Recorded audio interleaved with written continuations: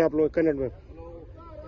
ಬೆಳಗಾವಿನ ಮಂಟೆಮೂರಿನಲ್ಲಿ ಮಹಿಳೆಯನ್ನ ಹಿಡಿದು ಪೆರೇಡ್ ಮಾಡಿ ಮೆರವಣಿಗೆ ಮಾಡಿ ಅವಳ ವಿವಸ್ತ್ರಗೊಳಿಸಿ ಲೈಟ್ ಕಂಬಕ್ಕೆ ಕಟ್ಟಿ ಹಾಕಿ ಅವಳಿಗೆ ಅನ್ಯಾಯ ಮಾಡಲಾಗಿದೆ.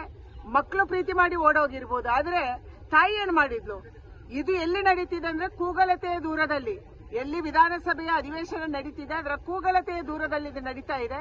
ಆದ್ರೂ ಸರ್ಕಾರ ಮೌನವಾಗಿದೆ. ಸಿದ್ದರಾಮಯ್ಯನವರು ಮಾತಾಡಲ್ಲ, ಡಿಸಿಎಂ ಮಾತಾಡಲ್ಲ, ಡಿ.ಕೆ. ಶಿವಕುಮಾರ್ ಅವರು ಮಾತಾಡಲ್ಲ, ಪರಮೇಶ್ವರ್ ಅವರು ಮಾತಾಡಲ್ಲ.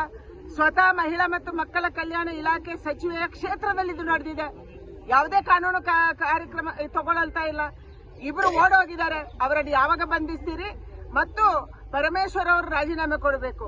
ಇವರಿಗೆ ಕಾನೂನು ಸುವ್ಯವಸ್ಥೆಯನ್ನು ಕಾಪಾಡಲಿಕ್ಕೆ ಬರ್ತಾ ಇಲ್ಲ, ಪರಸ್ಪರ ಕಂಟ್ರೋಲ್ ಇಲ್ಲ, ಪರಸ್ಪರ ಜಗಳದಲ್ಲಿ ತೊಡಗಿದ್ದಾರೆ.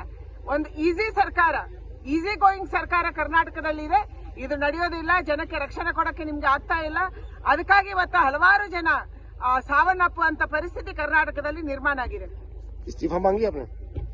ಪರಮೇಶ್ವರ್ ಇಸ್ತೀಫಾ ದೇನಾ, ಪರಮೇಶ್ವರ್ ಅವರು ರಾಜೀನಾಮೆ ಕೊಡಬೇಕು. ಅವರಿಗೆ ಗೃಹ ಇಲಾಖೆಯನ್ನ ನಿಭಾಯಿಸುವಂತ ಶಕ್ತಿ ಇಲ್ಲ ಮತ್ತೆ ಆ ಕಂಟ್ರೋಲ್ ಇಲ್ಲ.